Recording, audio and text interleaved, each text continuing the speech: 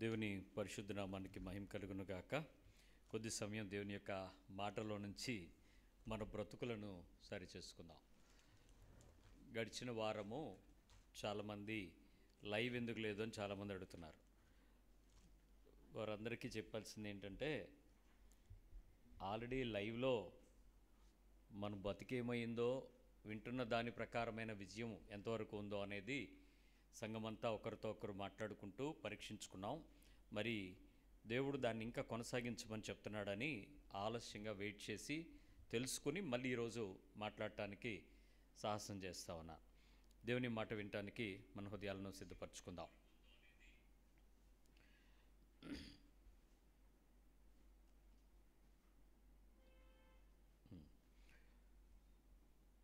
మొదటి తిమోతి పత్రిక 6వ అధ్యాయము 4వ వచనం.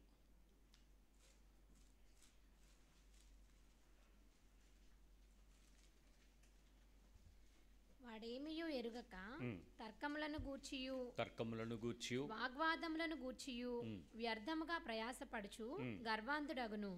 వీటి మూలముగా అసూయ కలహము దూషణలు దురానుమానములను చెడిపోయిన మనస్సు కలిగి సత్యహీనులై దైవభక్తి లాభసాధకమను మనుష్యుల వ్యర్థ వివాదములను కలుగుచున్నవి. అంటే ఎప్పుడైతే మన మనస్సులోనికి దైవ సంబంధమైనటువంటి మాట వినడం కంటే ఎందుకు వినాలి, లేక వింటే ఏం జరుగుద్ది అనే కొంచెం పోరాటం ఎప్పుడైతే స్టార్ట్ అవుతుందో మనిషి బ్రతుకులో దేవుడే కలుగు చేసుకోవటం ప్రారంభమవుతుంది. మీరు అనుకోవచ్చు, మా ఇంట్లో గొడవ ఎందుకు వచ్చింది అని మీరు కనిపిస్తుంది కదా. గొడవ ఎందుకు వచ్చింది అని అంటే దేవుడు కలుగు చేసుకుంటే గొడవ వస్తుంది. అక్కడ ఎవరు ఏంటి అన్నది తర్వాత విషయం. దేవుడు ఇంటర్వెన్స్ ఎందుకో తెలుసా? మిమ్మల్ని పరిపూర్ణులుగా చేయటం దేవుని ఉద్దేశం. ఆ పరీక్ష రాకపోతే మన విలువ బయటికి ఎలా తెలుస్తుంది? ఆ ఇబ్బంది, ఆ ఇరుకు, ఆ గొడవ వచ్చినప్పుడు నీలో దేవుని సంపూర్ణతను చూడడానికి ప్రతిసారి ప్రయత్నం చేస్తాడు దేవుడు. మనం చిన్నపిల్లలు మన చెప్పులు వేసుకుంటారు. మీ పిల్లలు మీ చెప్పులు వేసుకోవడానికి చిన్నప్పుడు మీరు చూసుంటారు. వాళ్ళు ఎందుకు ఆరాటపడతారో తెలుసా? వాడి కాలుకి లెఫ్ట్ ఏదో రైట్ ఏదో కూడా తెలియదు, కానీ మీ చెప్పుల్లో వాళ్ళు కాలు పెడతారు. అలాగే బట్టలు, మన పెద్ద బట్టలు వాడు వేసుకోవడానికి ట్రై చేస్తారు. వాళ్ళు పెద్దోళ్ళు అవుతున్నారు అనే విషయం 9వ తరగతి 10వ తరగతి వచ్చినటువంటి మగపిల్లలు నాన్నగారి షర్టు బెల్ట్ పట్టుకెళ్ళిపోతున్నప్పుడు, బూట్లు వేసేసుకోవడానికి ట్రై చేస్తున్నప్పుడు మనకు అర్థం అవుతుంది, వీడు నాకు ఎదుగుతున్నాడు వీడు అని. అలాగే పిల్లలు చిన్న ఫంక్షన్ ఏదో అవుతుందనుకోండి, హాఫ్ శారీ వేసుకునే వయసులో ఫుల్ శారీ కట్టుకోవడానికి ట్రై చేస్తుంటారు. ఏంటి దాని అర్థం? అమ్మ తయారవుతుంది, నేను ఎందుకు తయారవకూడదు అంటే వాళ్ళు ఎదుగుతున్నారు అని మనకి సంకేతాలు ఇస్తారు. అలాగే మనం కూడా మన పిల్లలు కొంచెం ఎదుగుతున్నప్పుడు చూసి చాలా సంతోషపడతాం. పరమ తండ్రి ఆయన పోలికలో నువ్వు రూపం పొందటానికి కూడా అలాగే ఆరాటపడతాడు. ఎప్పుడెప్పుడు పెరుగుతావా, ఎప్పుడెప్పుడు పరిణితితో ఉంటావా, ఎంత ఎక్కువ పరిపూర్ణతలోకి వస్తావా అన్నది చూస్తాడు. 5వ అధ్యాయం 40వ వచనంలో చెప్తుంది మత్తయి సువార్త. ఆ వచనము మీరు కంటతా పెట్టండి.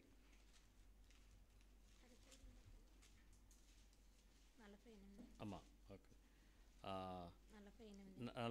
వచనం. మీ పరలోకపు తండ్రి పరిపూర్ణుడు గనుక మీరును పరిపూర్ణులుగా ఉండెదరు.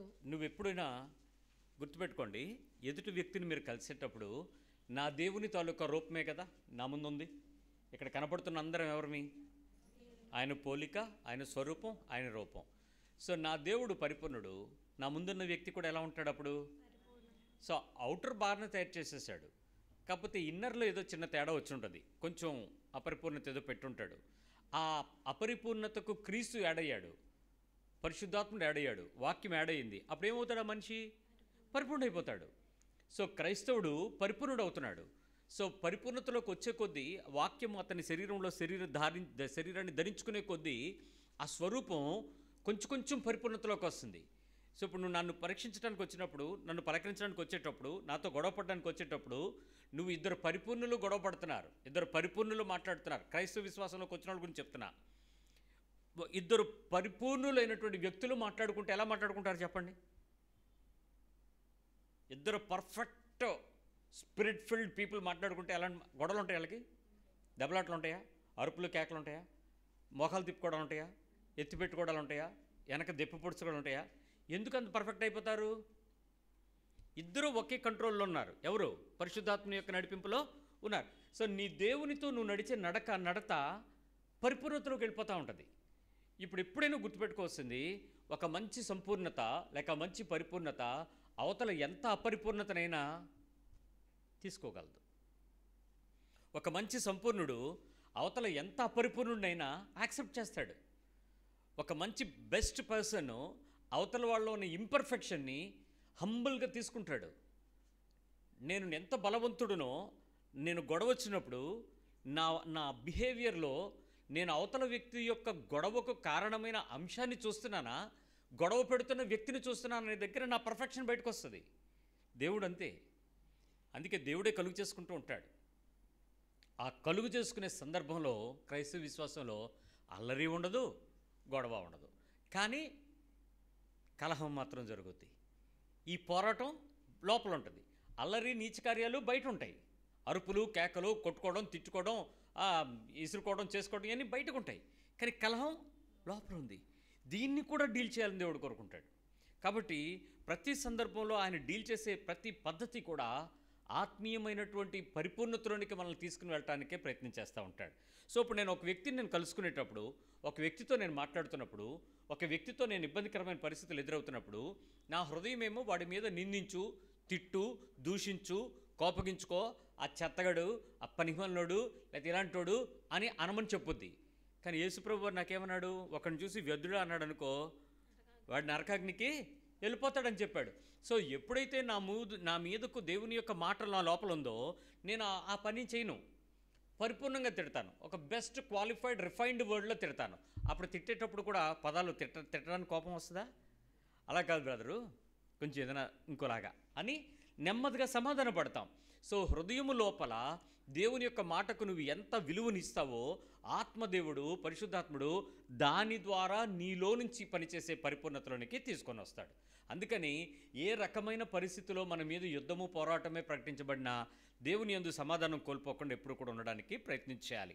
ఈ చెడిపోయినటువంటి మనసులో మొట్టమొదటిది మనసులో బాధ కలిగిన సందర్భాలు, రెండోది నా గురించి వారు ఏమనుకుంటారో అనేటువంటి ఫీలింగ్, మూడోది సమాధానం చేసేటప్పుడు పౌరుషం కలిగి ఉండడం ప్రయత్నంలో, నాలుగోది ముఖం తిప్పుకొని సమాధానంగానే ఉండడం, ఐదోది మౌనంగా ఉండి క్షమించి సంతోషించి చల్లార్చుకోవటానికి పద్ధతులు చేయటం, ఆరోది సాధించి సాటిస్ఫై అవడానికి ప్రయత్నం చేస్తాం, ఏడవది ట్రాన్స్మిషన్, ఇక్కడ నుంచి మరొకడికి దాన్ని బదిలీ చేస్తాం. మన మీద ఉన్నదాన్ని ఇంకొకటి చెప్పేస్తుంటాం కలహాన్ని.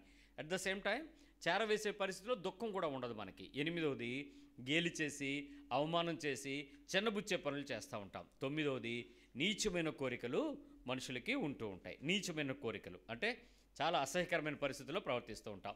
ఈరోజు మరికొంచెం విషయాలను లోపలికి వెళ్ళి నేర్చుకుందాం. 10వ విషయాన్ని నేర్చుకుందాం. ఎందుకు ఈ చెడిపోయిన మనసుతో వచ్చేటువంటి ఆ స్వభావం మానవ శరీరం మీద ఎందుకు అవతల వ్యక్తిని దాడి చేస్తుందో ఒకసారి ఆలోచన చేద్దాం. ఈ 10వ అనుభవం ఏంటంటే ఎదురు తిరుగుట, గెలిచే ప్రయత్నం. ఎదురు తిరగడం మరియు గెలిచే ప్రయత్నం చేయటం ప్రతిసారి మనిషి శరీరం లోపల పోరాటంతో జరిగిస్తూ ఉంటాడు. ఎదురు తిరుగుతుంటాడు మనిషి, ఎదురు తిరుగుతాడు, మాట ఎదురు తిరుగుతూ ఉంటుంది. గెలవడానికి చేసే విపరీతమైనటువంటి జై పోరాటాలు జరుగుతూనే ఉంటాయి లోపలికి. ఇక్కడ ప్రతిసారి ఏం జరుగుతూ ఉంటుంది అని అంటే, మీరు ఎప్పుడైనా ఎదుట వ్యక్తితో గొడవ పడుతున్నప్పుడు కానీ, కలహం వచ్చినప్పుడు కానీ, సందర్భాలు జరుగుతున్నప్పుడు కానీ ఎన్నిసార్లు చెప్పినా ఈ మనిషికి బుద్ధి రాదు అని నువ్వు అన్నావా లేదా? అవతల వ్యక్తులకి ఎస్ ఆర్ నో? మీరు రెగ్యులర్ అనుభవమేనా అది? అవునా? ఒకసారి మీరు చెప్పండి, అవునా కాదా? గట్టిగా చెప్పండి. రెగ్యులర్గా మనకి ఫేస్ అవుతున్నారా లేదా? అది నా అనుభవమే అని చెప్పండి. మీరు ఎవరి గురించి మాట్లాడుతున్నారు? కాదు, ఇప్పుడు వరకు ఎవరి గురించి చెప్పారు? దేవుడు ఏమంటున్నాడు? అది నీ ఫీలింగ్, దట్ ఈజ్ యూ. నువ్వు ఎప్పుడైతే అవతల వ్యక్తికి ఎంత చెప్పినా బుద్ధి రావటం లేదు, ఎన్నిసార్లు చెప్పినా బుద్ధి నేర్చుకోవటం లేదు, ఈ మాట వినట్లేదు అని నువ్వు ఏదైతే అంటున్నావో, ఈ అనుభవం నీలో పుష్కలంగా ఉండేటప్పుడు నీలాంటి వ్యక్తిని, అవతల వ్యక్తిని గుర్తిస్తావు. ఈ అలవాటు నాకు లేదనుకోండి, నాకు విచిత్రంగా ఉంటుంది. ఇప్పుడు ఇక్కడ 100 మంది ఉన్నామండి, ఇక్కడ ఒక దొంగోడు ఉన్నాడు. వాడికి ఫస్ట్ బాగా ఎవరు గుర్తుపడతారు? ఇంకో దొంగోడు గుర్తుపడతాడు. కారణం ఏంటి? వాడికి తెలిసిపోద్ది, ఆ లక్షణం తెలిసిపోద్ది. దొంగోడు ఎక్కడున్నా ఆడు ఆ మెలకులో ఉంటూ ఉంటాడు. అలాంటి లక్షణాలు కలిగినోడు వ్యక్తి పెట్టంగానే ఆడరా అనిపోద్ది అంతే. మీరు దొంగోళ్ళని ఎలా పట్టుకుంటారో తెలుసా పోలీసు వాళ్ళు? ఇన్ని కోట్ల మంది ప్రజల్లో ఒక దొంగోడిని పట్టుకోవడం పోలీసు వాళ్ళకి ఎందుకు సాధ్యమవుతుంది అనుకున్నారు? మా దగ్గర డిపార్ట్మెంట్ వాళ్ళు ఉన్నారు, వాళ్ళని అడిగితే ఆయన చెప్తూ ఉంటాడు ఆ క్రైమ్. ఆయన ఎంత చక్కగా చెప్తారంటే హెడ్ కానిస్టేబుల్ గారు, ఏం లేదన్నా మనం కూడా పట్టుకోవడం చాలా కష్టం, క్లూస్ దొరుకుతాయి. అయితే ఏ టైపులో దొంగతనం చేశాడో ఆ టైపులో దొంగతనం చేయగలిగిన ఒక రికార్డు మా దగ్గర ఉంటుంది కాబట్టి వాడిని పట్టుకుని ఏంట్రా సంగతి అని అడిగితే ఆడు వెంట చూసి ఇడ మొన్న వచ్చాడన్నా ఈ ఊరు పలానా అన్న ఆడి పేరు చెప్పేస్తాడు. ఇన్ని కోట్ల మంది ప్రజల్లో ఒక పర్సన్ ఐడెంటిఫై చేయటం అదేం పెద్ద డిఫికల్టీ కాదు వాళ్ళకి. అందుకే చుట్టూ నీరే ఉంది, నువ్వు ఎక్కడ పారిపోలేవు. అది ఎంత దూరం వెళ్ళినా ఎన్ని రోజులైనా దొరికిపోతావు. సో పట్టుకునేటప్పుడు కూడా పలానా వ్యక్తి అనగానే ఆ వ్యక్తి ఎక్కడున్నాడు ఏంటి అనగానే వీడు చెప్తాడు పలానా ఏరియాలో మొన్న ఒక నలుగురు కనపడ్డారు అని. వాళ్ళని పట్టుకుంటే ఆడికి ఈ ఎవరి తాలూకా ఉన్నాడు చెప్పేస్తాడు. మొత్తానికి ఫోటోలు ఈ సీసీ కెమెరాలు వచ్చాయి కదా, ఎక్కడో చోటు చెప్పగానే పలానా స్పాట్ పలానా దగ్గర ఉంటాడు చెప్పండి, దొరికిపోతారు అంతే. చాలా స్పీడ్గా పట్టుకోవచ్చు. అయితే నేరాలలో చేసేటువంటి వ్యక్తికి ఎంత అనుభవం ఉంటుందో ఆ నేరం గురించినటువంటి అనుభవం కలిగిన వ్యక్తే అవతల వ్యక్తిని పట్టుకుంటాడు. నువ్వు అంతే. ఒక వ్యక్తిలో వీక్నెస్ని నువ్వు ఐడెంటిఫై చేసి బుద్ధి తెచ్చుకోవటం లేదు అని నువ్వు ఆ పదం వాడుతున్నావు అని అంటే ఆ పదమే నువ్వు అవతల వ్యక్తిలో ఉండేటువంటి బలహీనతను చూడడానికి నీకున్నటువంటి బలహీనత. ఓకే, ఇప్పుడు ఆ బుద్ధి తెచ్చుకోకపోయి మాట వినపడని ప్రతిసారి కూడా ఎందుకు ఈ గెలిచే ప్రయత్నం చేయడానికి చేస్తూ ఉంటావంటే, నువ్వు ఆ మాట అన్నావు చూసావా, ఎన్నిసార్లు అన్నా నీకు బుద్ధి రాదని అన్నావు చూసావా, అది గెలవడానికి నీకుండేటువంటి మొదటి పోరాటం. నేను గెలవాలి అని నువ్వు అనుకున్నప్పుడు నువ్వు అవతల వాళ్ళ మీద నువ్వు వేసేటువంటి నిందిది. ఒప్పుకోరా? ఒప్పుకోకపోయినా పర్లేదు, మీరు ఒప్పుకోకపోవడమే నాకు కావాలి. నేను ఎందుకు గెలుస్తానో అనుకోవడానికి ప్రయత్నం చేస్తున్నానంటే నీకు ఎన్నిసార్లు చెప్పినా బుద్ధి రావట్లేదని నేను నిన్ను అన్నప్పుడు that is the first attempt that I'm trying to win. గెలవడానికి నేను చేసే ప్రతి ప్రయత్నము నేను గెలిచేటప్పుడే. కానీ అది నా స్వభావం అని నాకు ఎవరు చెప్తారు? ఇప్పుడు అవతల అంటే సేమ్ మాటకి ఇప్పుడు నేను తమ్ముడు మాట్లాడుకున్నాం, నేను అన్నాను, అప్పుడు నువ్వు అంతే, నీకు బుద్ధి లేదు, నువ్వు ఎన్నిసార్లు చెప్పినా అన్నాడు అనుకోండి, అప్పుడు ఎలా ఉంటుంది నాకు? నేను తీసుకోగలనా? నేను తీసుకోను. కానీ నేను అనేటప్పుడు నేను గెలవాలి. ఇది ఎప్పుడైతే స్టార్ట్ అయిందో నీ లోపల కలహము యొక్క తీవ్రత ఒత్తిడికి గురవుతుంది, నువ్వు ఫ్రస్ట్రేషన్ పెరుగుతుంది. అప్పుడు దాని నుంచి బయటికి తేవడానికి నువ్వు ప్రయత్నం చేస్తావు. ఈ ప్రయత్నం చాలా పరిస్థితులు వ్యతిరేకంగా ఉంటాయి. యోబు గ్రంథంలో ఒక అనుభవం చూపిద్దాం. జోబ్ 20, యోబు గ్రంథం 20వ అధ్యాయము జోఫర్ మాట్లాడినటువంటి 3వ మాట చూద్దాం. Job chapter 20 verse 3. నాకు అవమానము కలుగచేయు నిందను నేను విన్నందుకు నా మనోవివేకము తగిన ప్రత్యుత్తరం సిద్ధపరిచి ఉన్నది. నాకు అవమానము కలుగచేయు నిందను నేను విన్నందుకు నా మనోవివేకం తగిన ప్రత్యుత్తరము సిద్ధపరిచి ఉన్నది. ఎక్కడి నుంచి వచ్చింది ఈ ఆన్సరు? ఎవరైనా ఇచ్చారా? హోలీ స్పిరిటా లీడింగ్? ఇది ఎవరిది? నీ మనోవివేకం, నీ ఇంటలెక్చువాలిటీ, నీ బ్రెయిన్, నీ థాట్ ప్రాసెస్, నీకుండేటువంటి ఆ మెమరీ ఆర్గాన్స్. ఒక రైట్ ఆన్సర్ని ఎప్పుడైతే నీకు బుద్ధి లేదు, నీకు జ్ఞానం లేదు, నీకు ఎన్నిసార్లు చెప్పినా ఇంతే, నువ్వు మానవు, నీకు ఇంతే అని నువ్వు ఎప్పుడైతే అంటావో అన్న వెంటనే నీ లోపల నుంచి ఒక కొత్త ఆన్సర్ రెడీగా వస్తుంది. ఎందుకు వచ్చింది? నీకు ఒక అవమానం కలుగుతున్నప్పుడు ఆ బలహీనత ఎదుర్కోలేక దాన్ని గెలవడానికి నువ్వు చేసే ప్రయత్నంలో నీ లోపల కలహబుద్ధి ఒక విచిత్రమైన సమాధానాన్ని తీసుకురమ్మని బయటికి చెమ్మని చెప్పుద్ది. అవతలవాడు ఏం తప్పు చేసినా పర్వాలేదు, దాన్ని పక్క పెట్టండి. నీ నుంచి అవతల వ్యక్తిని విమర్శించేటప్పుడు కానీ తీర్పు చెప్పేటప్పుడు కానీ అవతలవాడు చేసిన తప్పు గురించి మాట్లాడతావా, ఇంకా దేని గురించి అయినా మాట్లాడతావా? ఒకసారి మీ పక్కన అడగండి. ఆ టైంలో అదే మాట్లాడతారా, ఇంకేదైనా మీ లోపల నుంచి వస్తుంటుందా? నిజంగా చెప్పండి. ప్రాబ్లం ఇప్పుడు గొడవ కదా, దాని గురించి మాట్లాడుకోవాలి కదా మనం. మరి ఇప్పుడు గొడవ దాని గురించి అవుతుంది, ఇంక దేని గురించి అవుతుంది నీ లోపల నుంచి? ఇదేంటండి, ఆయనేమో మీ పాపాలు నేను గుర్తు చేసుకొని అంటాడు, సముద్రాకతంలో పడిసాను అంటాడు, వీపు వెనకాతలు వేసుకుంటా అన్నాడు. ఎవడు వీపు అడి కనపడదు, దేవుడే వీపు మీద వేసుకుని పారేస్తున్నాను, సముద్రంలో పడేస్తున్నానంటే నీకెందుకు ఇప్పుడు గొడవ అవుతుంటే ఇప్పుడు గురించి మాట్లాడక రేపటి గురించో నిన్నటి గురించో మొన్నటి గురించో మాట్లాడతావు ఎందుకు? లోపల ఎందుకు ఆ ఫైట్ వచ్చింది నీకు? అడగండి, ఎందుకు వచ్చింది అసలు? ఎంత నిండిపోయింది చూసావా నీ లోపల ఆ కలహ బుద్ధి. ఇప్పుడు ఏది గొడవైందో దాని గురించి మాట్లాడండి, అర్థమవుతుందా? నేను మార్నింగు లిఫ్ట్లో నుంచి వస్తుంటే ఒక పిల్లడు టక్క టక్క టక్క టక్క అన్నీ నొక్కేశాడు. నువ్వు దేనిలో దిగుతావు అన్నాను. దేనిలోనూ దిగనన్నాడు. మరి ఎందుకు ఇంత నొక్కావు అన్నాడు. అంటే సరదాకి అన్నాడు. ఇప్పుడు అన్నిసార్లు ఆగివెళ్తే అందరికీ లేట్ అవుతుంది కదా, అందరికీ డిస్టర్బెన్స్ కదా, అవతల వెయిట్ చేస్తుంటారు కదా అని అంటే చేసుకొని అన్నాడు. చాలా క్యాజువల్గా తీసుకున్నాడు. తీసుకుని నేను అన్నాను, నువ్వు తప్పు చేసావు, అలా చేయొద్దు, ఇంకెప్పుడు అలా చేయొద్దు అన్నాను. అనంటే నా పక్కన ఆయన అన్నాడు, సాచి ఒకడు కొట్టక ఆడితో మాటలేంటి అన్నాడు. ఇప్పుడు ఆడికి ఈడికి ఏమైనా గొడవ ఉందా? పిల్లోడికి ఆడికి ఏమైనా ఉందండి? ఆడెవడో పిల్లోడు, ఆడెలా కొట్టేస్తాడు? ఆడు కొట్టట్లే, ఇప్పుడు ఏమంటున్నాడు నన్ను? కలహం ఎక్కడికి వెళ్ళింది చూసావా? సమస్య వేరే. ఇప్పుడు సమస్యను ఎలా హ్యాండిల్ చేయాలని నేను తిప్పలు పడుతున్నాను. ఆడి చేత అది ఇబ్బంది పెట్టే పని లక్షణం మార్చడం ఎలాగన్నది నా మైండ్.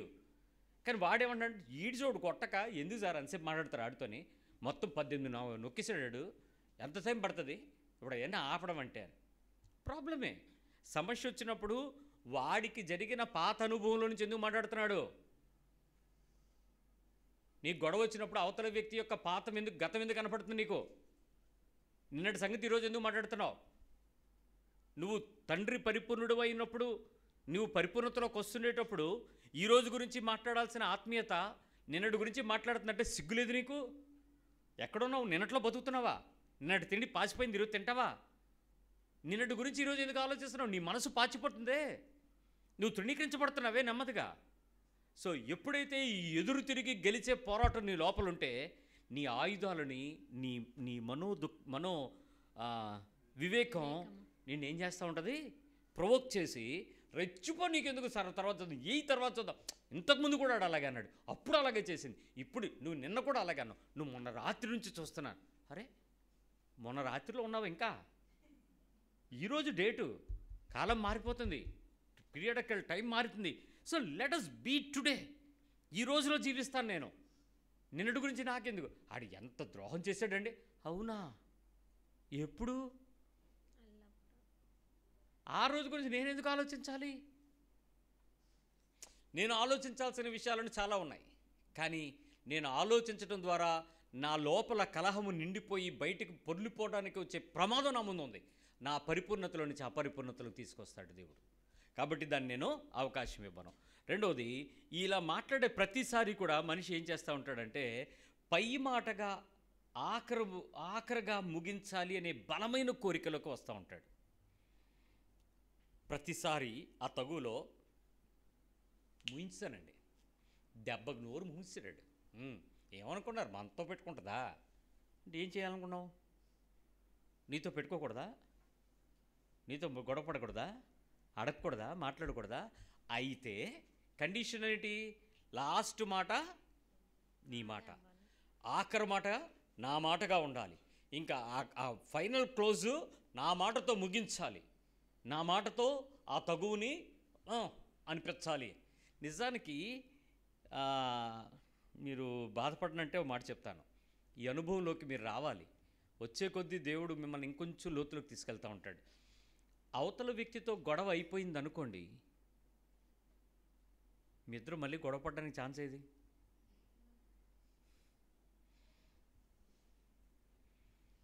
ఎండింగ్ మీ మాట పైకి వచ్చేసింది అనుకోండి, మళ్ళీ ఫేస్ చేయగలరా? మీ ఇద్దరి మధ్యలో ఏమొస్తుంది? గ్యాప్ వస్తుంది. ఎందుకు? నువ్వు గెలిచావు, అవతల ఓడిపోయింది, ఫేస్ చేయలేరు. అదే అవ్వలేదనుకోండి, ఎప్పుడు పడదామా అన్నట్టు కనీసం కొంచెం ముందుకైనా వెళ్తాం, ఏదైనా మాట్లాడడానికి దారిని వెతుకుతాం. కానీ ఆ బ్రేక్ ఎప్పుడైతే చేసి ఫైనల్ వర్డ్ నా వర్డ్గా నేను నిలబడటానికి ప్రయత్నం చేస్తానో, నేను ఆ మనిషితోనే కాదు, ఆ మనిషిని భూమి మీద నుంచి తీసేయాలనే దృక్పథంతో నేను దూరం అవడానికి ప్రయత్నం చేస్తాను. ఒక విధంగా భూమి నుంచి తీసేయడం అంటే అర్థం ఏంటి? చంపేసే పద్ధతికి తీసుకుని వెళ్ళి నా మనసుకు నేను సర్ది చెప్పుకొని, పోయాడు ఆడితో దరిద్రం, వదిలే, ఆడి గురించి మనం మాట్లాడద్దు, ఇంకా అయిపోయిందా నువ్వు అయిపోయిందన్న వెంటనే దేవుడి దృష్టి ఆడి మీద మొదలవుతుంది. దేవుడు ఆడిని చూడడం ప్రారంభిస్తాడు. శత్రువుని దేవుడు ఏం చేస్తాడట? నీకోసం, నీకు అన్నం పెట్టాల్సింది ఎవడు?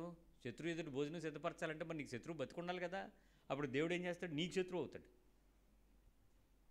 ఆడిని తీసుకొస్తాడు, ఆడిని లేపుతాడు, ఆడిని గొప్పగా నిలబెడతాడు, ప్రయోజకుడిని అవుతాడు, ఆడు గొప్ప సంతోషంగా నిలబడేలా చేస్తాడు. ఆడొచ్చి నీ ముందు వికటాటహాసం చేస్తాడు, ఎందుకంటే నీ లోపల పోరాటం తగ్గలేదు కాబట్టి. దయచేసి ప్రతిసారి నా మాట పై మాటగా ఆ గొడవ, తగువు, ఆ కలహం ముగించాలి అనే బలమైన కోరికల నుంచి యూ షుడ్ వాకౌట్. కిందకి రండి. ఇప్పుడు నేను గొడవపడి గెలిచాను అనుకుంటున్నాడు నీ వ్యక్తి, ఓకే? ఆ వ్యక్తి నీ గురించి నువ్వే అనుకో, నేనే అను. ఈ వ్యక్తి ఓడిపోయాడు అనుకుందాం. ఎవరు? ఈ వ్యక్తి. ఇప్పుడు చెప్పు, ఈ వ్యక్తి కూడా నేనే అను. గెలిచిన వ్యక్తి ఇద్దరు నేనే. గెలిచినప్పుడు నువ్వు సంతోషంగా ఉంటావు, ఓడిపోయినప్పుడు సంతోషంగా ఉంటావా? గెలిచినప్పుడు నువ్వు సంతోషంగా ఉంటావు, కానీ దేవుడు నీతో ఉండడు. ఎవరితో ఉంటాడు దేవుడు? అతనితో ఉంటాడు. అప్పుడు నువ్వేం చేయాలి? అందుకు గొడవ పడడానికి క్రైస్తవ్యం వ్యతిరేకం. చంప మీద కొడితే చంపెందుకు చూపించాలంటే, దేవుని సన్నిధిలో నేను ఆనందించడానికి ఆయన అలాగా అప్పగించబడతాడు. క్రైస్తవుడు తగ్గిపోతాడు. మాట్లాడొద్దని బైబిల్ చెప్పలేదండి, మాటలు ఆడొద్దని చెప్పలా. నీకు ప్రాబ్లం వస్తే మాట్లాడు, విషయం అవసరం ఏంటి చెప్పు, వివరించు. అంతేగాని అది డిస్కషన్లోకి తీసుకెళ్ళి అవతల వ్యక్తి మీద నిందారోపణ చేసే పనికి మాత్రం తీసుకోకు. కవ్వించి కాసేపు రెచ్చగొడితే ఏమో ఏదో ఒకటి చేయి, లీక్ వస్తుంది. ఆ లీక్ వచ్చిన తర్వాత ఇంక నువ్వు రెచ్చిపోతావు. అలా చేయటకూడదు. మూడో విషయం చెప్తున్నా. ప్రతి పోరాటంలో నిజం నా వైపు ఉంది, సత్యం నా వైపు ఉంది, యథార్థతగా ఉన్నాను అని గొడవ పడడానికి నువ్వు ప్రయత్నం చేస్తావా, చేయవా? ఏ పని జరిగినా చెప్పండి, నా వైపు నీవు కరెక్ట్గా ఉంటేనే కదా అవతల మీద గొడవ పడతావు. Yes or no? ఆలోచించి చెప్పండి. నేను రైట్ అనుకున్నప్పుడు గొడవ పడతావు, రాంగ్ అన్నప్పుడు గొడవ పడతావా? అంతేనా? రైట్ అన్నప్పుడే కదా మనం వార్నింగ్లు చేస్తాం.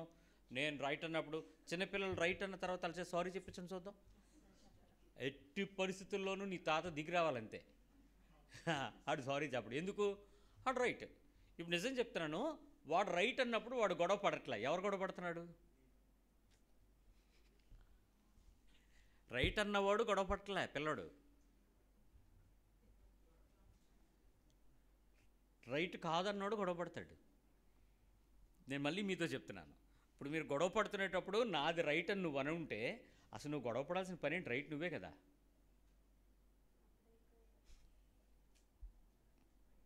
అర్థమవుతుందా? ఇప్పుడు గొడవ పడేటప్పుడు ప్రతిసారి నీ వైపు అన్నీ ఉంటే విజయం నీదే కదా, మరి గొడవ ఎందుకు నీకు? నీ పక్క వాళ్ళు చెప్పండి. పాయింట్ నీదే కదా, నువ్వెందుకు గొడవ పడుతున్నావు? అసలు గొడవ పడాల్సిన కారణం ఏంటి? నువ్వే కదా గెలుస్తావు, నీ వైపే కదా అన్నీ ఉన్నాయి. నువ్వు రైట్ కదా, నువ్వు పర్ఫెక్ట్ కదా, నువ్వు ట్రూ కదా. ఇప్పుడు గొడవ పడడం ఎందుకండి? ఏసు ఎందుకు మౌనంగా ఉన్నాడు ఇప్పుడు అర్థమైందా? బతుకుతేప్పుడు గొరిపిల్ల ఎందుకు సైలెంట్గా ఉన్నాడు? అతను రైట్ కాబట్టి మాట్లాడట్లేదు. ఇప్పుడు మీ పక్కోడు దొంగడు ఏమంటున్నాడు? నువ్వు రైట్ అయితే రుజువు చేసుకో అంటున్నాడు. ఆయనకు రుజువు చేసుకోవాల్సిన పని లేదు. క్రైస్తవుడు రైట్ అని రుజువు చేసుకోవాల్సిన అరవద్దు. మీ silence is a right, violence is not a right. నేను ఎందుకు గొడవ పడాలి? నేను రైట్, నేను కరెక్ట్, నేను పర్ఫెక్ట్, నా వైపు యథార్థత ఉంది, నేను సత్యంలో ఉన్నాను, నేను నిజం మాట్లాడుతున్నాను, నేనెందుకు అరవాలి? అదే గెలుస్తుంది. దేవుడు నన్ను గెలిపిస్తాడు, నేను ఆయన పక్షంగా ఉన్నాను. అప్పుడు గొడవ ఎందుకు నాకు? కలహం ఎందుకు? పాయింట్ అర్థమవుతుందా? ఎన్ని గొడవలు ఆగిపోతాయి చూడండి. అసలు గొడవ పడ్డానికి క్రైస్తవుడు ఎత్తుక్కోవాలి కారణం గొడవకి. ఎందుకు? స్కోప్ లేదు. నేను నీతిపక్షంగా ఉంటే, మన ఎవరో నాకు ఒక వాక్యం చూపిస్తున్నారు, మీరు అన్ని విషయాలలో మీరు మంచివారై ఉంటే మీకు హాని చేసేవాడు ఎవడో అని. సతీష్ అనే ఆ విషయం ఏంటంటే, మీరు అన్ని విషయాలలో మంచిగా ఉంటే అసలు నువ్వు గొడవే పడక్కర్లేదు. ఆడు పడతాడు అవతరాడు. కానీ గెలుపు ఎవరిది? ఎవరు కరెక్ట్గా ఉన్నారో వాళ్ళదే కరెక్ట్. సో ప్రతిసారి ఒకవేళ తప్పు నీ వైపు ఉంటే మౌనంగా ఉంటావా, అరిచి కేకలేసి గెలుస్తావా, గెలవడానికి ప్రయత్నిస్తావా? తప్పు నీ వైపు ఉంటే కొంతవరకు ఏం చేస్తాం? దాన్ని నిజం చెప్తానండి. ఇప్పుడు నేను నా వైపు ఏ తప్పు లేదు, నేను గొడవ పడను. కానీ అవతలోడు గొడవ పడుతున్నాడంటే, ఇప్పుడు నేను అవతల వైపు నుంచి వద్దాం, అవతల సైడ్ నుంచి ఆలోచించండి. ఆడు ఎందుకు గొడవ పడుతున్నాడు? బికాజ్ ఆడి వైపు సత్యం లేదు కాబట్టి గొడవ పడుతున్నాడు. ఒకవేళ నీ ప్రతి గొడవలో కూడా అలాగేమో, నీ ప్రతి తగ్గులో అలా ఉంటావేమో. ఇది కారణం ఉండి గొడవ పడడం మానేసి కారణం లేకుండా నువ్వు కూడా రెచ్చిపోతున్నావేమో, గొడవ పడిపోతున్నావేమో, కలహం ఉందేమో. ఆ లెక్కన నీ గొడవలన్నిటికీ వ్యాలిడ్ ఉందా? వ్యాలిడిటీ ఇవ్వగలవా? ఏం చేయాలి చెప్పండి? అన్నింటికి ఇంటిలు కొట్టేయడమేనా?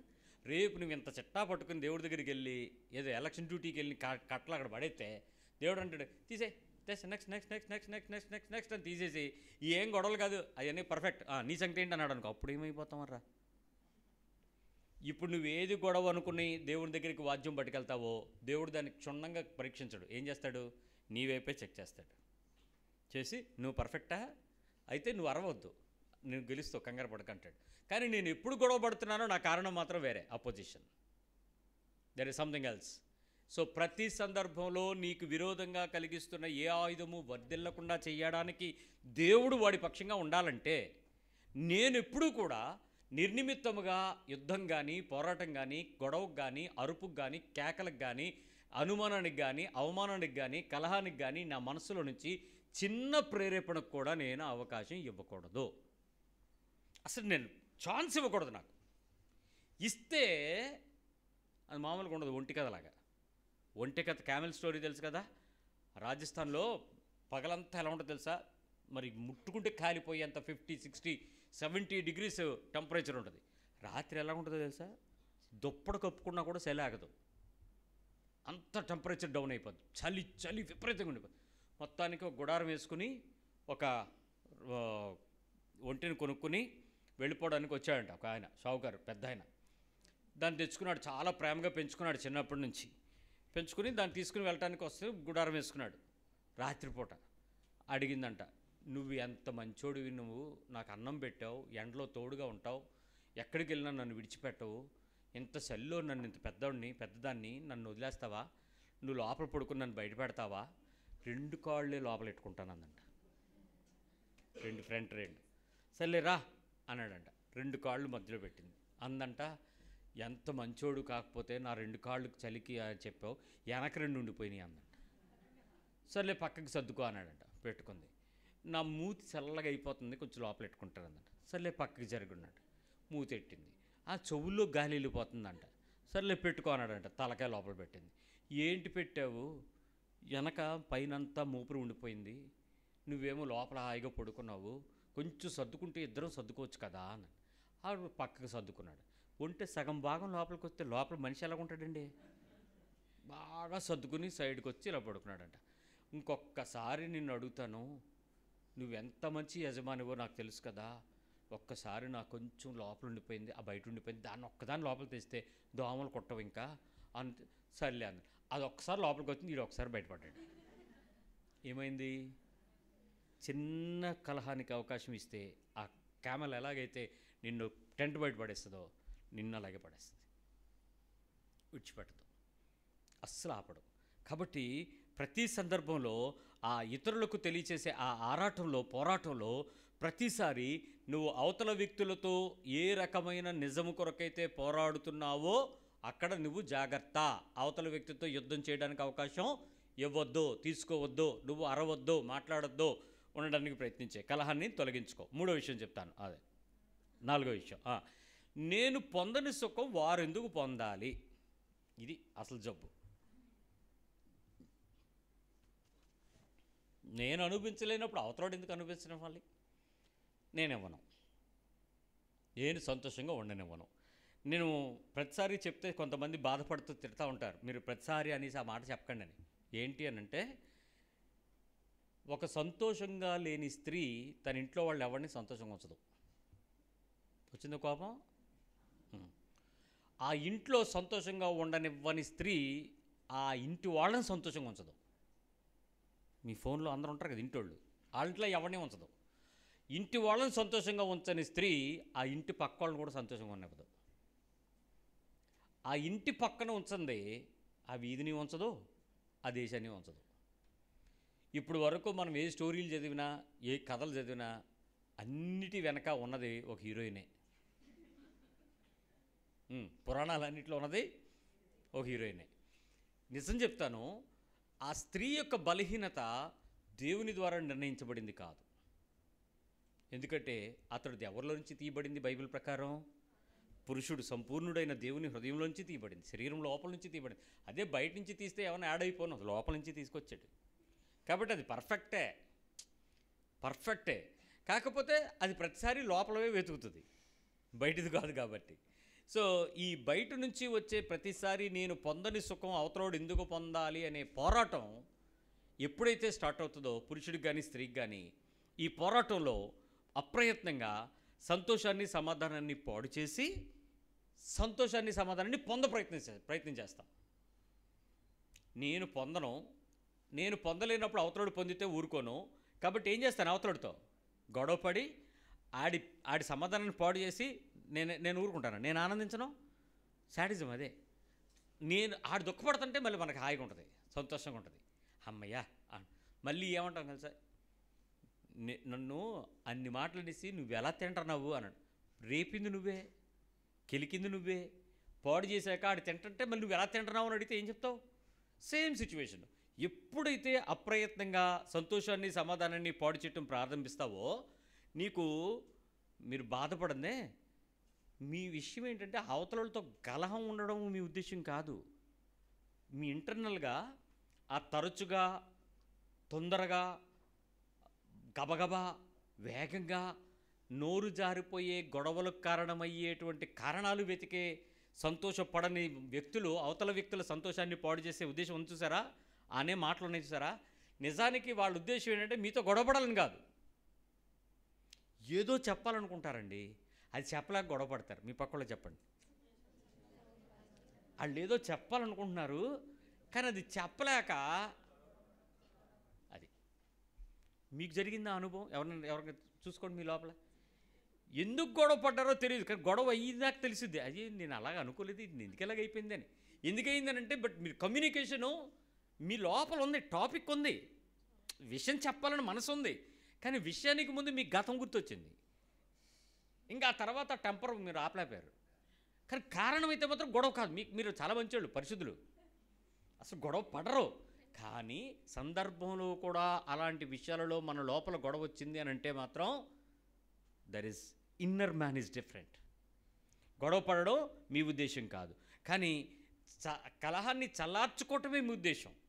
గొడవ పడకుండా ఉండటానికి సాధ్యమైనంత వరకు అది సర్దుబాటు చేసుకుని సంతోషంగా ఉండాలనేది ఆలోచనే.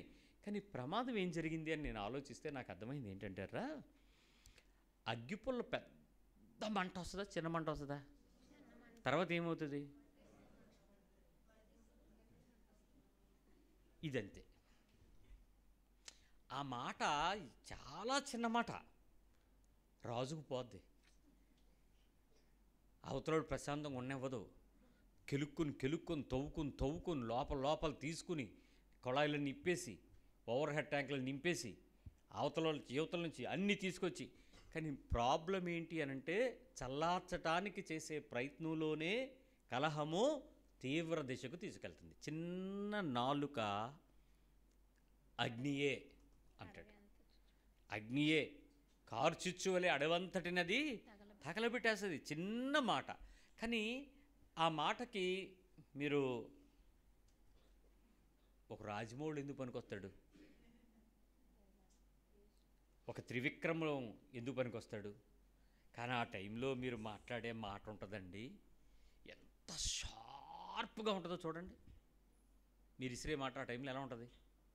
ఫిల్టర్ చేస్తారు లోపల, ఆపి ఆపి దానికి చెక్కి చెక్కి రుద్ది అరగది ఒక్క చర్కిస్తే ఆ తర్వాత మళ్ళీ మాటలు ఉండవు. వాళ్ళు రెచ్చిపోతుంటారు. ఇంకేముంది? మీ ప్రాబ్లం గొడవ కాదు, మీరు సమాధాన పడడమే, సమాధానంగా ఉండడమే, సంతోషాన్ని వెతకడమే. కానీ కలహము చిన్న అగ్గిపుల్లలాగా చాలా పెద్దది అయిపోతూ ఉంటుంది. తర్వాత చెడగొట్టాలి, బాధ పెట్టాలి, ఏడిపించాలి అనేవి చాలామందికి ఇష్టం ఉండవు. దేవుని స్వభావం కదా మనది, ఉండదు, బాగు చేయటమే ఉంటుంది. కానీ భావం వేరు, భాష వేరు. భావం వేరు, భాష వేరు. ఏమంటే చూసుకోకుండా జరిగిపోయింది అనుకోండి, అనుకోకుండా అనేసారు అనుకోండి, ఎలాగా భలే ఉంటాయండి మన మాటలు. ఈ చేతులు కాదనుకో అంటే ఏంటయ్యి? కాళ్ళే అనుకుంటాం. కాళ్ళని చేతులు ఎలా అనుకుంటావు, చేతులు కాళ్ళు ఎలాగ అనుకుంటావు? అంటే నువ్వు అనుకోమంటే నేను అనేసుకోవాలా? అంటే ఏం చేయమని? అనుకోవడం కాదు, నేను తగ్గనరా నువ్వే తగ్గని అర్థం. దాని అర్థం సీరియస్. బాబు అంటే గడ్డం పట్టుకుంటే ఏమవుద్దండి? జనరల్గా మరి గడ్డం పట్టుకున్నా కనికరించబేట అంటే ఏంటి? గడ్డం పట్టుకుంటే ఏమవుద్ది? దానికి ఏదో మీనింగ్ ఉంది. ఆ మీనింగ్కి మనం ఏదో అన్వయించుకొని తగ్గిపోవాలి.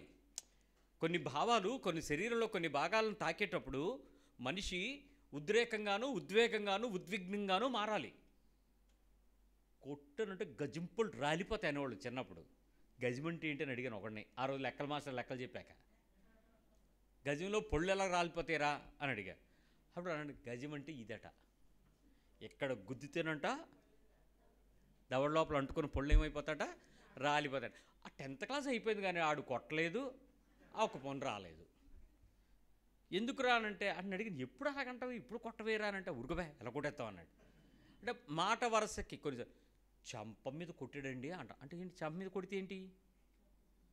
అదొక శరీరంలో దాచుకోదగినటువంటి భాగమని అక్కడ కొడితే అవతల వ్యక్తి బాధపడాలని మనకేమైనా ఉందా? ఏమైనా ప్రోటోకాల్ ఏమైనా రాశారా ఈ భాగంలో కొడితే ఎలాగని? కానీ కొన్ని చోట్ల కొట్టేటప్పుడు ఆ మాటను మనం తీసుకోలేం. గోబా గుయ్యమనిపోతాను. మీరు ఒంటి మీద ఎక్కడ కొట్టినా గుయ్యమంటది, గోబ మీద కొట్టక్కర్లే. అంటే ఏంటి? కొన్ని పార్ట్లకి శరీరం యొక్క పైభాగానికి మనం ఎక్కువ ప్రాముఖ్యత ఇచ్చేటప్పుడు ఆ వ్యక్తిత్వాన్ని కొంచెం సాత్వికం చేసుకోవటానికి మన శరీరంలో మనం దాన్ని టచ్ చేయడానికి ట్రై చేస్తాం. కానీ చాలాసార్లు దాన్ని కాదు అనే పదం వాడావు అని అంటే నేను తగ్గనరా నువ్వు అణుగు అని అర్థం. చేతులు కాదు కాళ్ళు అన్నా అలాంటి పనులంటే, అలాంటి మాటలు పెద్దోడు అన్నాడు అనుకోండి, దానికి విలువ. నిజంగా ఆయన పెద్ద ఆయన అయ్యుండి మన దగ్గరికి వచ్చి ఆ పదం అన్నాడు అనుకోండి, అతను నీ కాళ్ళు పట్టుకుంటాను అనే పదం తప్పు కాబట్టి, అతడు చిన్నబుచ్చుకుంటున్నాడు కాబట్టి, అతన్ని తక్కువ చేయకూడదు అనడానికి, అతడు తగ్గడానికి సూచనగా నేను చేతులు పట్టుకుంటున్నాను అన్న పదాన్ని కూడా మనం తీసుకోగలగాలి. అది భావానికి వాడినటువంటి ఉపమానం. ఒక కలహంలోకి వచ్చేటప్పటికి నీ లోపల కూడా లోపల చెడగొట్టాలని కానీ, బాధ పెట్టాలని కానీ, ఏడిపించాలని కానీ చాలామందికి ఇష్టం ఉండదు. కానీ అనేటప్పుడు ఆ భావమునకు భాష సూట్ అవ్వదు. ఎగ్జాక్ట్ పదాన్ని తీసుకురాలేము. కారణం ఏంటంటే నీ లోపల ఉద్వేగపుతో ఉండేటువంటి కోపం కొన్ని పదాలను స్టోర్ చేసి ఉంచుద్ది, గ్రంథులు దాచిపెడతాయి. అవి ఉత్తప్పుడు వాగం. బూతులు ఎప్పుడు మాట్లాడతారు మీ పక్కన అడగండి. జనరల్గా మామూలుగా ఉన్నప్పుడా, బాగా రెచ్చిపోయి కోపం వచ్చినప్పుడా? ఎక్కువ కోపం వచ్చినప్పుడు ఏమవుతాం? స్పిల్ ఓవర్, ఆ ఫిల్తీ లాంగ్వేజ్ వాడతాం. అప్పుడు ఏమవుతుంది? కోపం తగ్గుద్దా?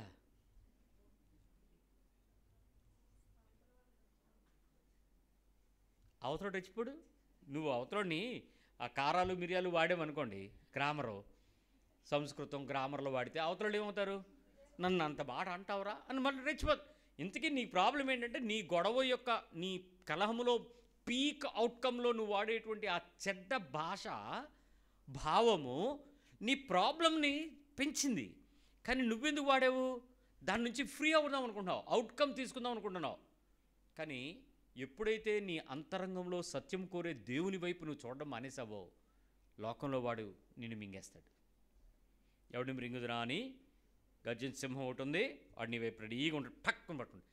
ఎప్పుడెప్పుడు నీ అంతరంగంలోనికి ఆ బలహీనతను నీ వైపు తీసుకొస్తున్నాడో, ఆ భాష ఏం మాట్లాడుతున్నాడో ఆ భాష మిమ్మల్ని ప్రతిసారి చూడటానికి ప్రయత్నించేయండి. ఒకవేళ మీరు దాన్ని ఎక్స్ప్రెస్ చెయ్యలేదు అనుకోండి, ఏం చేస్తారో తెలుసా? దాన్ని ఈ రోజుది రేపటికి వాయిదా వేసి రేపటిది ఎల్లుండి వరకు పెంచుకుని ఈ 3 రోజులది 4 రోజుకి పెంచి అన్నిటినీ పోస్ట్పోన్ చేసుకుంటూ మంచి టైం కోసం ఎదురు చూస్తారట. ఈరోజు నువ్వు ఒక భావం కాని మాట నీ హృదయంలో నుంచి నోట్లోంచి బయట పడింది అని అంటే అది ఈ రోజుది కాదు, నీ గతం. It's not today. గతంలో నుంచి ఈ రోజుకి బయటికి తీసుకొచ్చావు. ఈ రోజు నువ్వు దాని గురించి మాట్లాడుతున్నావు. దేవుడు అలా చేస్తాడా? దేవుడు అలాంటివి గుర్తు చేసుకుంటాడా? చెయ్యమన్నది చెయ్యకపోతేనే ఆయన రేపు గురించి దాని గురించి మాట్లాడన్నాడు. చెయ్యాల్సింది చెయ్యకపోయినా, చెయ్యకూడదు నువ్వు చేసినా దాని గురించి నీకు వెంటనే తీర్పు ఇవ్వకుండా ఓపిక పడతాడు. మరి మనం ఎందుకండి ఉండలేము? కానీ అడిగేస్తే పోలే, కడిగేస్తే పోలే, చెప్పేస్తే పోలే, మంచిదే. అడుగు కడుగు చెప్పు చెయ్యి అని మంచిదే. కానీ ఆ మాటలు వ్యక్తపరచడానికి వచ్చేటప్పుడు నీ లోపల ఉన్న కలహబుద్ధి గతంలో నుంచి కొన్ని రోషపు పౌరుషపు పదాలను బయటికి తీసుకొస్తుంది. అది ప్రమాదం. అక్కడ నిన్ను అదుపు చేసుకోగలిగితే గొడవపడు. రండి వివాదం తీర్చుకుందాం అని అంటాడు. ఎప్పుడు? ఆయన ఆ సంయమనం దాటిపోకుండా దేవుడు ఉండగలడు కాబట్టి. యేసుప్రభు ఎక్కడా కూడా అనవసరమైనటువంటి అన్యప్రసంగం చేయలేదు, అన్యదా పదం వాడలేదు. చాలా చక్కగా, పర్ఫెక్ట్గా, యోగ్యంగా, నీతిగా, చాలా మర్యాదకరంగా తీసుకుని వెళ్ళాడు. అవసరమైనప్పుడు ఆయన మాట్లాడినటువంటి పౌరుష పదాలు కావచ్చు, మాట్లాడినప్పుడు వివరంగా మాట్లాడినటువంటి ఆ భాష కావచ్చు, అది శిష్యులకు అర్థం కాకపోతే మళ్ళీ పిలిచి కూర్చోబెట్టుకుని మాట్లాడాడు. యేసుప్రభు మాట్లాడుతున్నప్పుడు వాళ్ళకి అది తిట్టులాగా అనిపించాయి. కానీ తిరిగి మాట్లాడుకునేటప్పుడు వాళ్ళు ఎంతో బాధను వ్యక్తపరిచి దేవుని దగ్గర ఉత్తమ సందేశాలను పట్టుకుని ఈరోజు మనకు రాసిపెట్టారు శిష్యులు. అలాగా ఏ సందర్భంలో నువ్వు దాన్ని పోస్ట్పోన్ చేస్తున్నావో చూసుకో. ఆ కొత్త వాటిని తీసుకుని రేపటికి వాయిదా వేసి దానికి ఎక్కువ కాలం ఎంతకాలం దాచిపెట్టినా ఆ మూసివేసిన తర్వాత అది ఒకరోజు ఖచ్చితంగా దాని నుంచి బయటికి నీ కలహాన్ని బయటికి తీసుకొస్తూనే ఉంటుంది. తర్వాత ఒక్కసారి నువ్వేమైనా అనేటప్పుడు ఎప్పుడైనా తెగబడ్డానికి ప్రయత్నం చేసావా, నిదానించడానికి ప్రయత్నం చేసావా? మీ స్వభావం ఏంటి? అనేటప్పుడు ఏమన్నా అంటదా, సైలెంట్గా అంటదా? పురుషులు సైలెంట్గానే వెళ్ళిపోతారు. మా సిస్టర్స్ దానికి అంతా నేను మరి చెప్పక్కర్లేదు. ఈ సైలెంట్ శబ్దం ఒక యుద్ధం అయితే ఆ మాట ఎప్పుడంటే అంటారో తెలిసినోళ్ళు మీరే, ఎప్పుడు అనిపించాలో తెలిసినోళ్ళు మీరే. ఎప్పుడు ఆ శబ్దం అనిపించేసి ఆ తర్వాత ఏమనాలో కూడా మీ దగ్గర స్క్రిప్టు రైటరు పుస్తకం రెడీగా ఉంటుంది. 256 GB కదా మీ ఫోన్లు, మంచి జీబీతో ఉంచుతారు. ఎందుకు? ఆ పదం పడ్డాక అప్పుడు దానికి బయటకు తెస్తారండి. అంటే ఈ తెగబడేటువంటి పరిస్థితిలో జ్ఞానంగా మాట్లాడే అజ్ఞానులు ఉన్నారు, అప్రధానమైన మాటలు మాట్లాడే జ్ఞానులు ఉన్నారు. ఈ రెండు జాగ్రత్తగా సరిచేసుకోండి. జ్ఞానంగా మాట్లాడే అజ్ఞానులు 100 మాటలు జ్ఞానంగా మాట్లాడతారు, కానీ పుసుక్కుని ఒకటి జారుతారండి. ఈ 99 ఫుట్ ఆ ఒక్కదాన్ని పట్టుకుని లెగుస్తాం మనం. మీరు చూడండి, పొద్దున్నుంచి సాయంత్రం వరకు పనిచేస్తారు, చాలా కష్టపడతారు. వంట పని, ఇంటి పని, పిల్లల చాకరీ, ఇంటి బయట, బజారు, రేషను, స్కూల్ పిల్లలు, ఇక్కడ అక్కడ కాదు. ఆయన పని కూడా మీరే. పొద్దున్న వెళ్ళిపోతాడు రాజకార్యాలకి. బాబు ఏమంటే పని, సింగిల్ వర్డ్ పని. ఎక్కడ ఉన్నాడు? పని. ఏం చేస్తున్నావు? పని. ఎప్పుడు వస్తావు? పని అవ్వలే. ఎప్పుడు ఒకటే పని. ఈయనకు ఉన్నదల్లో ఒకటే పని. ఉద్యోగం అంటే ఎలాగో తప్పదు. మీకు ఎన్ని పనులో నోరిప్పితే పని కాదు, రెగ్యులర్గా మీరు వాటం అంతా పనిలో ఉంటారు. కానీ ఇంత పనిలో ఉన్నా, ఇంత ఓపికలో ఉన్నా, లాస్ట్కి వచ్చేటప్పటికి మీకు ఎప్పుడూ చిరాకు ఉండదు. కానీ ఆ ఒక్కసారి వస్తుందర్రా, ఆ ఒక్కసారి ఆ పదం పడిన తర్వాత మీరు బరస్ట్ అయిపోతారు. టైర్లు పంచర్లు అయిపోతాయి. అరుపులు, కేకలు, రంకెలు, పడిపోతాం, చప్పుళ్ళు. ఎందుకు బరస్ట్ అవుతారు చెప్పండి? రేపు మళ్ళీ చేయరా? డిటో పని. ఎవ్వడు లేచినా లేకపోయినా పొద్దున్న లేచిపోయి ఎవడికి తప్పినా నాకు తప్పుద్దా ఈ సంసారం అనుకుని తెల్లాలేసి మళ్ళీ ఈడ్చుకుని నడ్డంతా ఉంచుకుని పని చేసుకోవటమే. నిన్నటి గొడవ ఈరోజు గుర్తు చేసుకున్నా ఏమైంది నా దరిద్రం, అనవసరంగా అరిశాను అని కూడా మళ్ళీ మొదలెట్టుకోవడం. కానీ ఆ బర్స్ట్ సిచ్యువేషన్ దగ్గరికి వచ్చేటప్పటికి వచ్చే ఆ ఇంత జ్ఞానంగా చేయగలిగిన, ఇంత బలవంతులైన, ఇంత శక్తివంతులైన, ఇంత సంపూర్ణులైన, ఇంత పరిపూర్ణులైన, ఇంత నీతిమంతులైన, ఇంత ఓర్పు పట్టగలిగిన మీరు ఆ స్పిల్ ఓవర్ ఎందుకు జరిగిందండి? ఆ పైన తుల్లిపోవడం ఎందుకు జరిగింది? ఎంత జ్ఞానం కలిగిన మీరు అజ్ఞానంగా మాట్లాడిన ఆ పదం చాలా ప్రమాదమే. అప్రధాన్యత అని చెప్పాను చూసావా, మాట్లాడకూడని అప్రధానమైన మాటలు మాట్లాడేటువంటి ప్రధానులు ఉన్నారే, కీ పర్సన్స్ మీరే, అన్నిట్లోనూ మీరే, ద ప్రయారిటీ మీదే, ఆ అథారిటీ మీరే. కానీ ఆ లూజ్ టంగ్ మాట్లాడే అప్రధానమైన మాట సరదాగా మాట్లాడినా గొడవ అవుతుంది, సంతోషంగా నవ్వుతూ మాట్లాడినా అవుతుంది, వెటకారంగా మాట్లాడినా అవుతుంది, కావాలని మాట్లాడినా అవుతుంది, కవ్వించినా రెచ్చగొట్టినా అవుతుంది. కానీ ఆ ప్రధానమైన వ్యక్తి అప్రధానమైన మాటకెందుకు అవకాశం ఇచ్చాడు? దీనికి రెండింటికి కారణం ఏంటో తెలుసా? ఈ జ్ఞాని అజ్ఞానమైన మాటకి, ఈ ప్రధాని అప్రధానమైన మాట ఆడడానికి కారణం లోపల ఉండేటువంటి ఆ కలహ బుద్ధి. అది పోరాటం. అది తెలియకుండానే నీలో నుంచి అది వచ్చేస్తుంది. మీరు జడ్జి చేయండి, ఆ టైంలో మీరు జడ్జి చేయండి. మీరు ఎన్నైనానండి పడతాను, కానీ ఆ మాట అంటే ఊరుకోను అన్నారా? వచ్చిందా మీకు ఒక పౌరుషం వచ్చిందా? అసలు ఆ మాట ఎందుకన్నావు మీరు అంటే సారీ. అప్పుడు మనం ఏమనాలి? You should withdraw your words. నీ మాటలు వెనక్కి తీసుకో అంటే అనాల్సినవి అనేసి సారీ అనేచ్చా? అనీసాక సారీ చెప్పిస్తే సుఖం ఏంటి? అనిసాడు కదా, ఇనిసాం కదా. కానీ ఆ సందర్భంలో అనాలి అనేటువంటి ప్రేరేపణ, వినాలి అనే ప్రేరేపణ, గొడవ పట్టే స్వభావం కలహానికి సంబంధించినటువంటి బుద్ధియే. ఈ తెగింపు, ఈ తెగబడటం, ఈ అప్రధానమైనటువంటి లక్ష్యం, ఈ మూడింటికి కారణం మీలో ఎక్కడెక్కడుందో ఓ మాట చెప్తాను. ఈరోజు సిచ్యువేషన్లో నిన్న రాత్రి మేము వేరే మీటింగ్లో ఉండిపోయాం, 11 అయిపోయింది. ఇంటికి వచ్చేటప్పటికి అమ్మ ఏదో మాట్లాడుతూ అన్యాయంగా చంపేశారా అంది. నాకే ఫస్ట్ ఫోన్ నాకే వస్తుంది ఎవరైనా చచ్చిపోతే. మీ ఇంటికి వచ్చింది ఏంటి ఫోను, ఎవరమ్మా అని అంటే గీతాంజలిని చంపేశారు. ఎవరా గీతాంజలి అని సోషల్ మీడియాలో ఆమె ఏదో చెప్పిందని చెప్పి ట్రోల్ చేసి ఆమె మానసికంగా దాన్ని తీసుకోలేక ఆ పాప ట్రైన్ కింద పడి ఆత్మహత్య చేసుకుందంట. ఎక్కడ చీరాల ఏమా? అవునా? సో ఏదో జరిగింది, చనిపోవడం ఏదో జరిగింది, సంథింగ్. ఆ వ్యక్తి ఇలా జరిగింది అన్నది ఏదో ఇన్ఫర్మేషన్ దాని గురించి మాట్లాడతారు. ఇప్పుడు ఎందుకు ట్రోల్ చేస్తారు? పర్సనల్ ఏమైనా ఉంటుందా? ఉండదు. మీరు కామెంట్ ఎందుకు పెడతారు? కామెంట్ ఎందుకు చేస్తారు? ఏమైనా మీకు వాళ్ళకి ఏమైనా పర్సనల్ ఉన్నాయా? లేవు కదా. కానీ లోపలేముంది? That's a fight. అది యుద్ధం, అది పోరాటం, అది గొడవ, అది తగు, అది కలహం.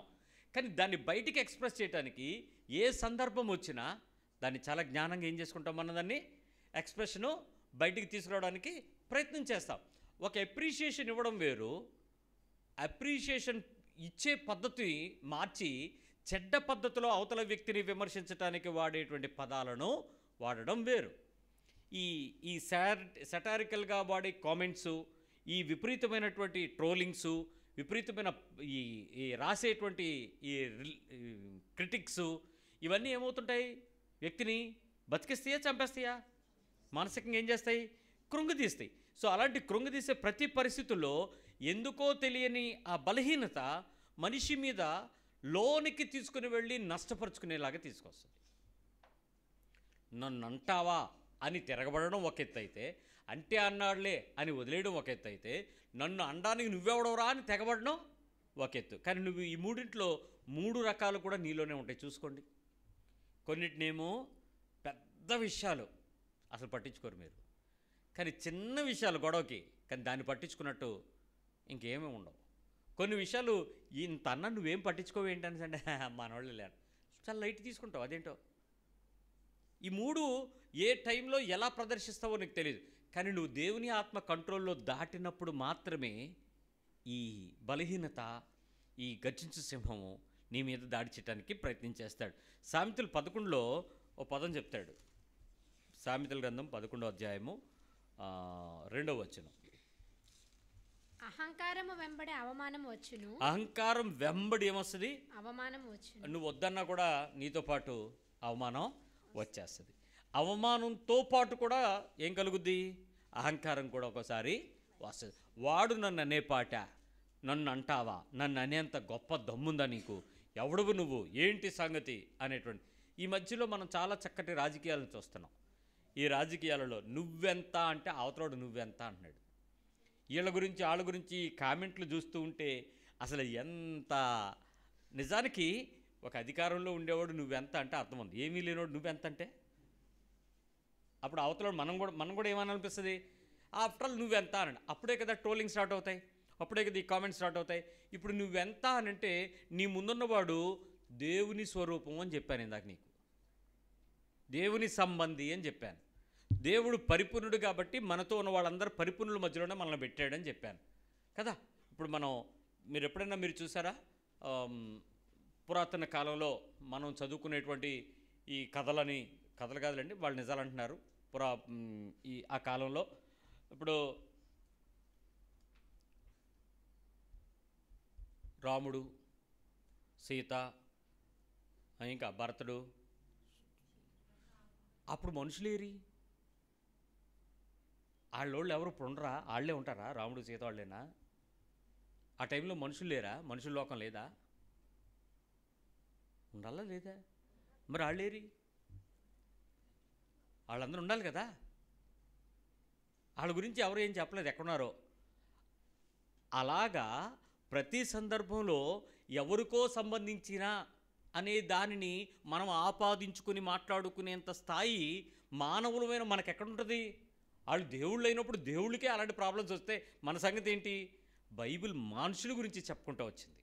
అందుకు వాళ్ళకి ఏం జరిగిందో నాకు తెలియదు, కానీ మనము దేవుని పరిపూర్ణులుగా ఉండడం వల్ల, మనం దేవుని సంపూర్ణులుగా మారడం వలన, మనతో ఉన్న వాళ్ళందరూ దేవుని యొక్క పరిపూర్ణమైన పరిస్థితుల మధ్యలో ఉండడం వల్ల మనం కూడా ఖచ్చితంగా దైవికమైన సంపూర్ణమైన పరిస్థితుల మధ్యలోనే మనం కూడా ఏమవ్వాలి? మెలగాలి.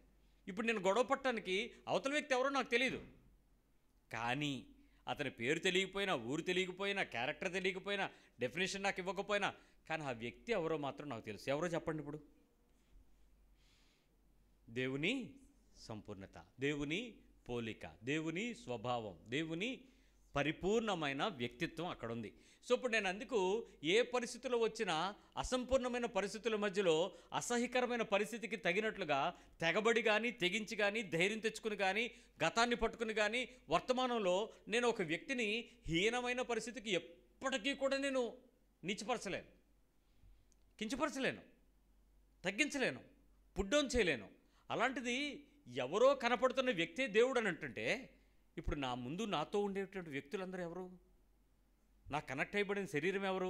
నా కడుపులో నుంచి, నా శరీరం రక్తంలో నుంచి ఉద్భవించిన మనం అందరం ఎవరిమి? దేవుడు ఎందుకు మనల్ని కనికరిస్తున్నాడు అర్థం చేసుకోండి. ఒక్క ఆదాములో నుంచే మనందరం తీయబడ్డాం.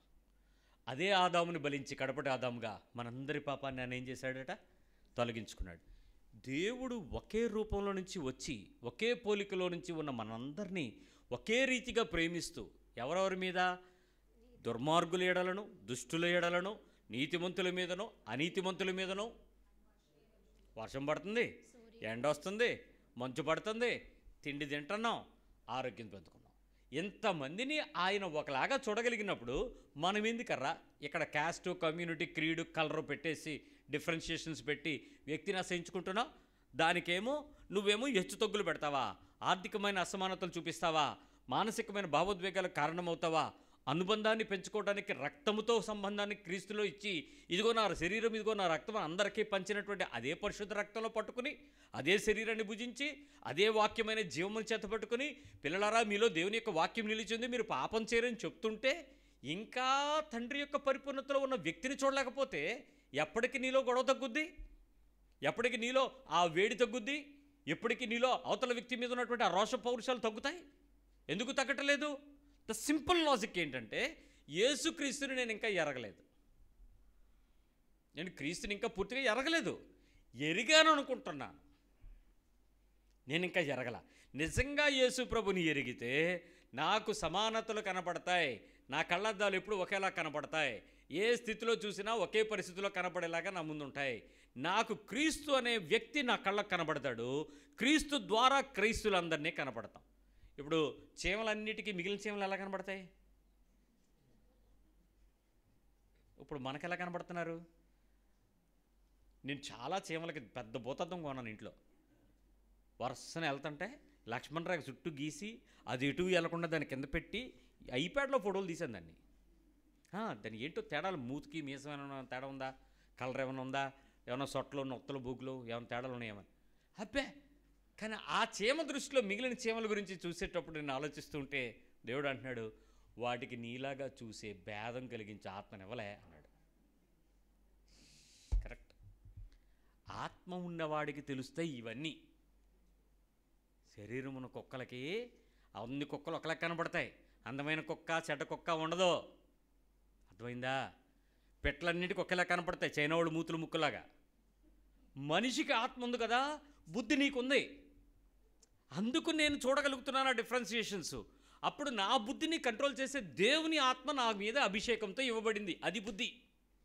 ఆ బుద్ధినిచ్చు ఆత్మ నా శరీరంపై ఉంచడాన్ని బట్టి నాకు జ్ఞానము కలిగి ఆ అవివేకము కలిగించు పరిస్థితులన్నిటినీ భరించి సహించి ప్రేమించి క్షమించేలాగా క్రీస్తు నా ముందు కనబడ్డాడు. ఎలాంటి క్రీస్తు మీకు తెలిసాడు? ఇప్పుడుకి అద్భుతాలు, ఆశ్చర్యాలు, సూచక్రియలు, మహత్కార్యాలు, విడుదలలు, అప్పులు, జబ్బులు, నొప్పులు, తప్పులు ఇక్కడే ఉండిపోయారు మీరు యేసుప్రభు దగ్గర. ఆ యేసు దైవిక సంపూర్ణత నాకు ఎరిగితే, ఆ బుద్ధి కలిగించు దేవుని ఆత్మాభిషేకం నాకు కనపరచబడితే, ఆ పరిశుద్ధమైన శక్తి యొక్క అభిషేకం యొక్క విలువ నాకు వాక్యంలో నుంచి క్రీస్తు కనబడితే నేను తప్పు చేయను. అవతల వ్యక్తిని నేను పోగొట్టుకోను. ఎట్టి పరిస్థితులను అవతల వ్యక్తిని గెలుస్తాను. నేను ఎట్టి పరిస్థితులను ఒక్క మనిషిని కూడా విభేదించడానికి అవకాశం ఇవ్వను. అందరూ నాకు కావాలి. అందరితోనూ నేను ఒకేలాగా ఉంటాను. అందరితోనూ ప్రేమగానే ఉంటాను. ఎలా ఉండడం సాధ్యం ప్రభువా అని అడిగాను. నోరు ఉంది కదా, ఉందా లేదే అంటే అన్నాడు, నోరుండి మాట్లాడకూడదు అన్నాడు. అంతేనా అన్న. కళ్ళుండి చెవులుండి అంతే, ఆ మూడు చెయ్యి చాలు అన్నాడు. ప్రభువా మరి లోపల అన్నాను. బయట బాగానే ఉంటుంది, లోపల యుద్ధం, అగ్నిపర్వతం, లావాలు ఉన్నాయి, పేలిపోతాయి. ఎప్పుడు పేలిపోతాయో తెలియదు కానీ అంటే అప్పుడు ప్రభు అన్నాడు, నువ్వు ఎప్పుడైతే బాహ్య జననేంద్రియాలను నువ్వు దేవుని కొరకు పోగొట్టుకుంటావో అంతరేంద్రియాలు నా అభిషేకంతో నిన్ను సిద్ధపరుస్తానన్నాడు. అవుటర్గా నా కళ్ళు నన్ను నమ్మి మోసం చేస్తుంటే నా దివ్య నేత్రాలు నేను చూడనివ్వట్లేదు, నా మనోనేత్రాలు నన్ను చూడనివ్వట్లా. ఇందాక మనం యోబులో మాట్లాడుకున్నప్పుడు వాడి మనోవివేకం ఒక ప్రసంగం సిద్ధపరుస్తుంది, ఒక తిట్లు సిద్ధపరుస్తుంది, ఒక కోపాన్ని రగిలిస్తుంది. అవతల వాడికి ఏం సమాధానం చెప్పాలన్నది ఒక పుస్తకం కనపడుతుంది నీకు. కానీ అక్కడ దేవుడు నన్ను కంట్రోల్ చేస్తే బయటికి నేను తిడదామనుకున్నా ఏమవ్వదు, తిట్టలే. అరవాలనుకున్నా అరవను, కేకలు వేయాలనుకున్నా వేయలేదు. నేను ఏం చేయాలనుకుంటే అంత ఏమైపోతాయి, ఆపోజిట్ అయిపోతాయి. మీరు ఈసారి గొడవ పడేటప్పుడు, తప్పులు చేస్తున్న వాళ్ళు మీ కళ్ళ ముందు కనపడినప్పుడు, తండ్రి చెయ్యండి రా పేదన, వీరేమి చేయించున్నారో నిజంగా తెలిసి చేస్తుంటే మాత్రం ఊరుకోవద్దు. అప్పుడు ప్రభువా నా నోటికి కాపలా ఉంచు. ఆడు చేసింది తెలుసు, ఆడు తప్పు చేస్తున్నాడు, నువ్వు అరిసైపోతున్నావు, నా నోటికి కాపలా ఉంచు. అప్పుడు నీ పదాలు ఏమైపోతాయి, పరిశుద్ధమైన పదాలు బయటకు వస్తాయి. అప్పుడు నీ కళ్ళు, నీ నోరు నిన్ను కంట్రోల్ చేసి, అప్పుడు నీ శరీరం నీ మీద నుంచి అంటది, వేసే ఒకటి దబ్బు అనిపించే ముందు, తర్వాత చూద్దాం.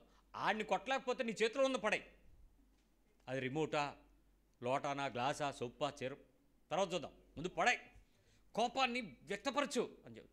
అప్పుడు పరిశుద్ధాత్మ దేవుడు లోపల నుంచి చెప్తూ ఉంటాడు, నువ్వు క్రీస్తు సంబంధివి, నువ్వు అపవాదివి కావు, అల్లరికి కర్త కాదు, నేను నీలో ఉన్నాను, సమాధానానికి కర్త.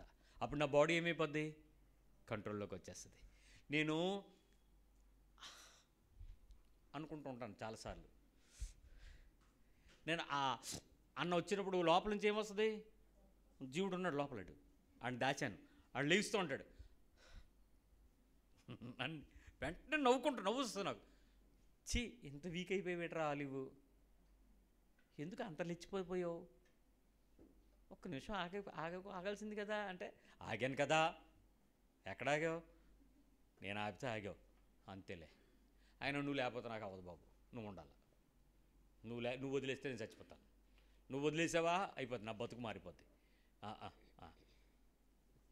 రోషం, ప్రభువా ఎందుకు ప్రభువా అంత బీపీ వచ్చింది ఒకసారి అంటే, అది నువ్వు. ఏంటి ప్రభువా 10 సంవత్సరాలు నీతో నడితే ఇంకా మారలేదా? చచ్చిపోయేంతవరకు ఉంటుంది భయ్యా. రక్తమాంసాల దేవుని రాజ్యాన్ని స్వతంత్రించుకో. All the time battles. యోబు గ్రంథం 7వ అధ్యాయం 1వ వచనంలో ఉన్న మాట చూసి ముగించుకుందాం. 7:1. భూమి మీద నరుల కాలము యుద్ధ కాలము కాదా? అంటే ఏంటమ్మా? యుద్ధాలు జరుగుతాయి. మీ పక్క వాళ్ళు చెప్పండి. ఏం చేయాలి? యుద్ధం. ఎంతకాలం? నరుల కాలం అంటే ఎంతకాలం?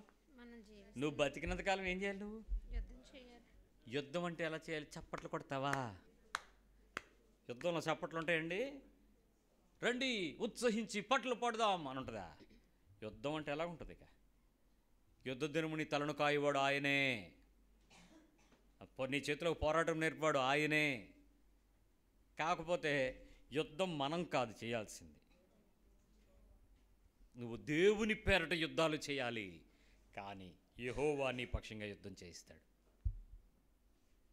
నేను పోతే వ్యక్తిగా నేను బలహీనుడై, వ్యక్తిగా నా శక్తి నిర్వీర్యమై, వ్యక్తిగా నా అంతరంగము దేవుని సన్నిధిలో నలిగి దీనుడనైతే అప్పుడేమవుద్దో తెలుసా? 30 సంవత్సరాలు దాచి ఉంచిన ఆ డైనమైట్ 3 సంవత్సరాల ప్రపంచాన్ని ఆయన వైపు తిప్పుకోగలిగింది. 30 years of storage power bank 3 సంవత్సరాల్లో ప్రపంచం మొత్తం ఆయన వైపు కాలమే పడిపోయింది. కారణం ఎంత మౌనము. అలాగని యేసుప్రభు మాట్లాడలేదా? చక్కటి మాటకారి, జ్ఞానయుక్తమైన మాట మాట్లాడాలి, పొదుపుగా మాట్లాడాలి, అదుపుగా మాట్లాడాలి, శక్తిగా మాట్లాడాలి, సౌకర్యంగా మాట్లాడాలి, జ్ఞానంగా మాట్లాడాలి, ప్రేమగా మాట్లాడాలి. ఎన్ని విషయాలు బైబిల్ చెప్పింది మనకి. కాబట్టి సమస్య మనకు రాకుండా ఉండడం, యుద్ధంలో ఉన్నాం కాబట్టి ఏ రోజు ఎలా వస్తుందో కొత్తగా వస్తాయి. ప్రతి యుద్ధం చేద్దాం. తప్పించుకునేంతవరకు ఏమవుతాయి? డబల్ అయిపోతాయి. మళ్ళీ చెప్పండి, తప్పించుకుంటే డబల్ అయిపోద్దని. పారిపోతే చుట్టేస్తుంది. సెన్సార్లోని నీలో నువ్వు ఎక్కడికి వెళ్ళినా నువ్వు జీపీఎస్లో దొరికేస్తావు. కాబట్టి ఎక్కడికి పారిపోద్దు. ధైర్యంగా ఏం చేద్దాం చెప్పండి?